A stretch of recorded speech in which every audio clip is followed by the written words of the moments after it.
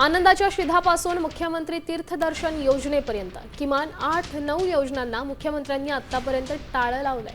तर सुधारित निकष आणि नवीन नियमांची आडकाठी घालून योजनांची गती मंद केल्याचंही मुखपत्रात म्हटलंय। जनतेनं आगामी स्थानिक स्वराज्य संस्था निवडणुकीत सरकारचा समाचार घ्यायला हवा असंही ठाकरे सेनेनं म्हटलंय।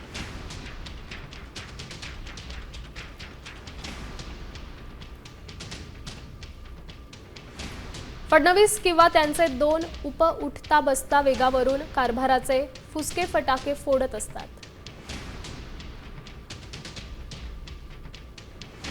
सुधारित निकष आणि नवीन नियमांची आडकाठी घालून योजनांची गती मंद करतात।